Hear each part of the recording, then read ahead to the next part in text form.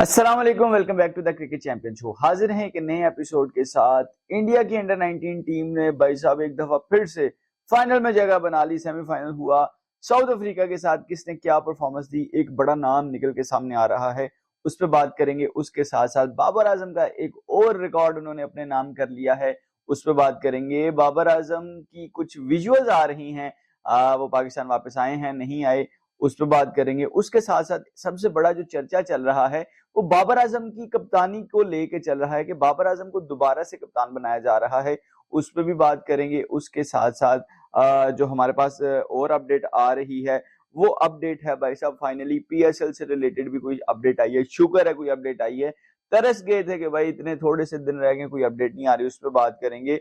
और उसके साथ साथ इंडिया ने जो सीरीज अनाउंस की है जिम्बाब्वे के साथ, उस पर बात करेंगे। मैं सईद फिजान से आपके लिए लाता हूं क्रिकेट से रिलेटेड मजेदार किस्म का कंटेंट। आप दोस्तों से हमेशा छोटी सी रिक्वेस्ट होती है, चैनल को सब्सक्राइब कर दिया करें। सबसे पहले बात करते हैं इंडिया वर्सेस साउथ अफ्रीका, जो अंडर 19 का वर्ल्ड कप चल रहा है उसका सेमीफाइनल हुआ। इंडिया ने पहले बॉलिंग की, स्टार्टिंग के अंदर बड़े अच्छा पकड़ लिया था, साउथ अफ्रीका को शुरू में आउट हो गए। स्कोर कार्ड थोड़ा सा आपके साथ शेयर कर देते हैं।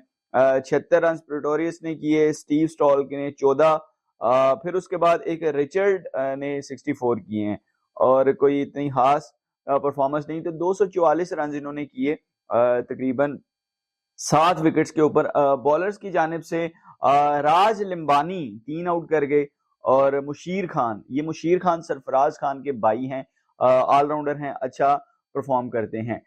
लेकिन ऐसे ही लगता था कि इंडिया बड़े आसानी से ये मैच जीत लेगा, लेकिन उसके बाद तकरीबन 32 पे 4 आउट हो गए थे। और उसके बाद फिर ऐसे उस टाइम पे लग रहा था कि शायद इस दफा, क्योंकि 2016, 18, 20, 22 और 24 ये तमाम जो अंडर 19 के वर्ल्ड कप हुए हैं, इंडिया ने तमाम वर्ल्ड कप के फाइनल के लिए क्वालिफाई किया, तमाम फाइनल इंडिया ने खेले हैं। तो ऐसे लग रहा था कि इतने सालों के बाद वो स्ट्रीक शायद टूट जाए, इंडिया फाइनल में ना जाए। लेकिन इंडिया की तरफ से एक खूबसूरत इनिंग खेली गई, जिसका नाम भी the great legendary Sachin Tendulkar के नाम पे, यानी सचिन नामी वो बंदा है। क्योंकि आदर्श 0 पे चले गए, अर्शिन ने 12 किए, मुशीर खान 4 रन बना के आउट हुए। यहाँ पे पार्टनरशिप लगी है उदय शरण और सचिन दास, दास DHAS, पता नहीं क्या प्रोनाउंसिएशन है, लेकिन सचिन भैया 96 रन की इनिंग इन्होंने खेली है, 81 रन की इनिंग उदय शरण ने खेली है। और भाई बड़ा मुश्किल हो गया था मैच, ऐसा नहीं था कि बड़ा आसानी से इंडिया ने जीती। आखिरी 2 विकेट्स पे जाके इंडिया ने ये मैच फिनिश किया है, वो भी तकरीबन सिर्फ 7 बॉल्स पहले।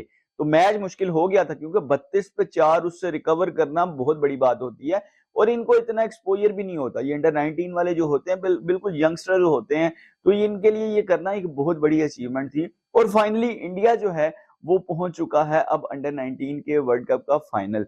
अब दूसरा सेमीफाइनल जो है वो बड़ा तगड़ा है, उसमें है पाकिस्तान। पाकिस्तान का मुकाबला है ऑस्ट्रेलिया के साथ।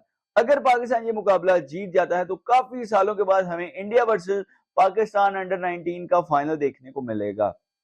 तो होप्स तो यही है कि कल वो जो मैच है कल पाकिस्तान जीतेगा, क्योंकि बॉलिंग लाइनअप बहुत तगड़ा है।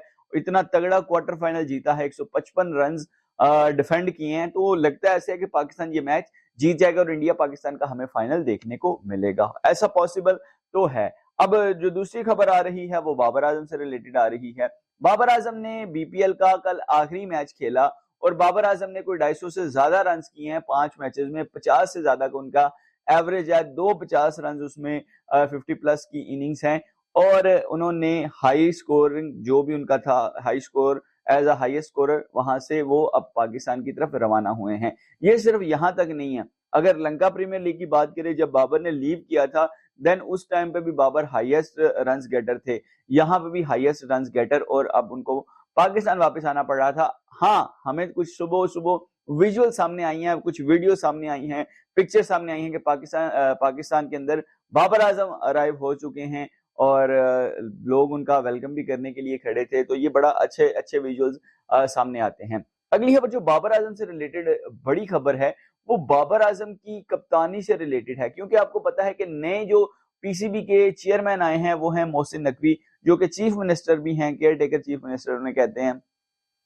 तो भाई साहब अब वो बंदा पीसीबी का चेयरमैन भी बन चुका है और बहुत बड़ी तब्दीलियां होने जा रही हैं, क्योंकि कल उनकी जो एक हमारे दोस्त हैं जर्नलिस्ट, उन्होंने एक न्यूज ब्रेक की थी कि मोहसिन नकवी साहब ने कहा है कि वो कोई भी लोकल कोच नहीं लाना चाह रहे, वो तमाम जो कोचेस हैं वो गोरे कोचेस आएंगे, इंटरनेशनल कोचेस आएंगे जिनका एक्सपोजर ज्यादा है, मैं पाकिस्तान क्रिकेट को ऊपर लेके जाना चाहता हूं। तो ये उन्होंने कहा था, लेकिन एक खबर यहाँ पे भी उन्होंने ब्रेक की कि शायद T20 वर्ल्ड कप के बाद तीनों फॉर्मेट की कप्तानी जो है वो बाबर आजम को दे दी जाएगी। अब पता नहीं इसमें कितनी सच्चाई है या कितनी नहीं, लेकिन इस टाइम पे अगर आप ट्विटर खोलें, फेसबुक खोलें, कोई भी सोशल प्लेटफॉर्म खोलें, तो वहां पे ये चीज सबसे ज्यादा ट्रेंडिंग में जा रही है कि बाबर आजम को कप्तान बनाया जा रहा है। और ये सिर्फ मैं न्यूज यानी मैंने अपनी वीडियो में नहीं बात की, ये बेशुमार जितने भी लोग क्रिकेट से वाबस्ता हैं, क्रिकेट जर्नलिस्ट हैं या स्पोर्ट्स जर्नलिस्ट हैं, उन्होंने सब ने ये न्यूज अपने अपने सोशल प्लेटफॉर्म्स के ऊपर, चाहे वो वीडियो की शक्ल हो, चाहे